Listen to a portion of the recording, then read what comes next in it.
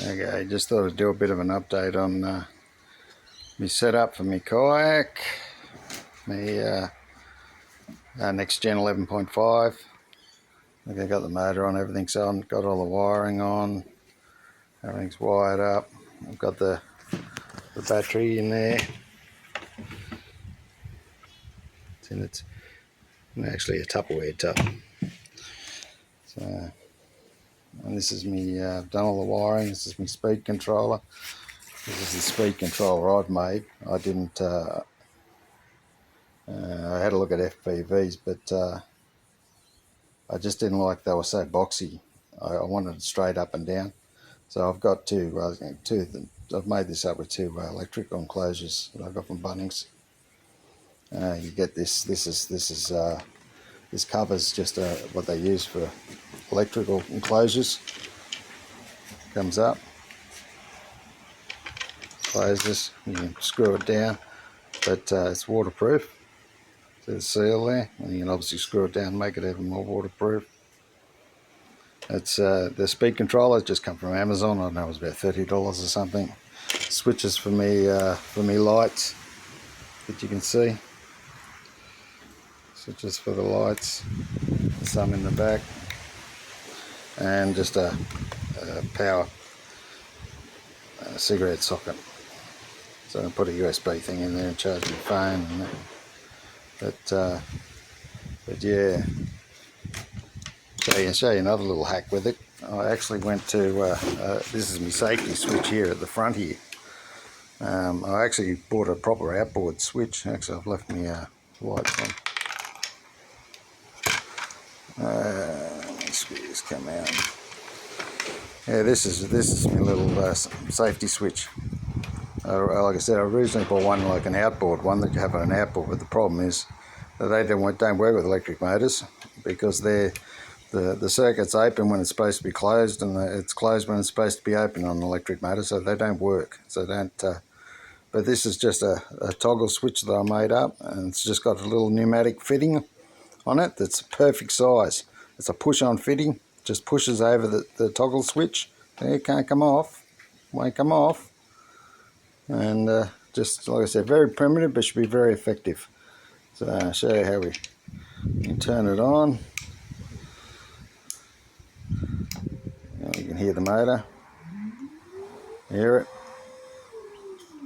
and bang, dead. Down on, dead.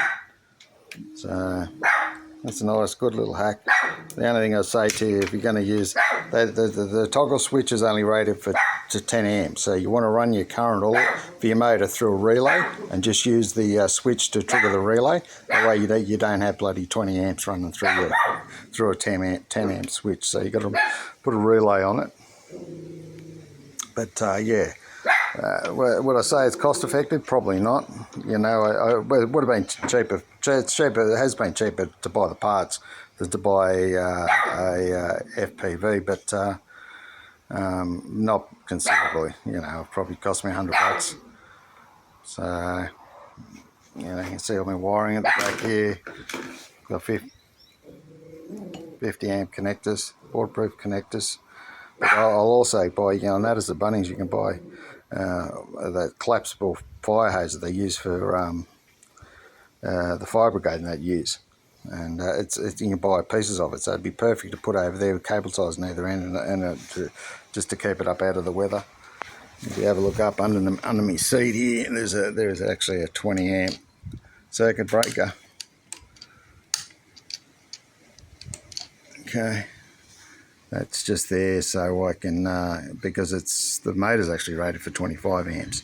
The fuse for it was 25, so this is only 20. So the triggers that I can reset it very easy under the seat. But saying that, I don't plan to draw 20 amps from it anyway.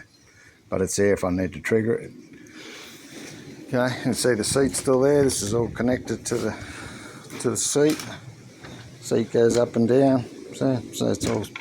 You'll notice I put these pads on here too. I don't know if you can see that, how well you can see it, but I built these pads because this area here is under a lot of stress, and even Hobie have trouble with their seats. Doing, after a while, the stress, getting stress fractures and that, in their kayaks. So I've just spread the load out there, and these are just like a really hard foam you can buy at Bunnings in blocks. It's really hard. So, but if I can take one off for you, have a look underneath. You can sort of see how I've made it. It's what it is. It's a saddle. It's just a plastic saddle for 1-inch conduit. Okay. I'll just try to take that off and see. Because I did put some elastic on there.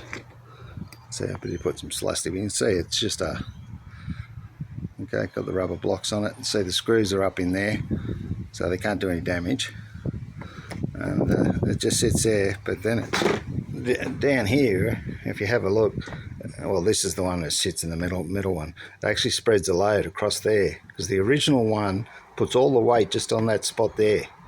Think about it. All the weight's going on there. The way I've done it, it's got weight there, it's got weight there, it's got weight there. So it's got 3 points of distributing the weight of the seat. So I'm hoping that'll help, because like I said, even Hobie have that problem. So, because it's a stress point, you got a lot of weight there. So anyway, not much else to tell you. I've started wiring. Obviously you can see you've got stuff here. I've started to do my sounder. And take any notice that this is just this is not where it's going. I've just put it on the rail to test it. This is something to hold my mobile phone. Now I've done the drawbar. I made me drawbar. As you can see, this is made up out of gull pipe, threaded gull pipe. The stuff that is used for water pipes in the day. Goes up under there. Perfect. There's got nice bushes up in there. That'll move up and down. So I'll take you around and show you what I'm doing with the trike that I'm actually going to tow this with.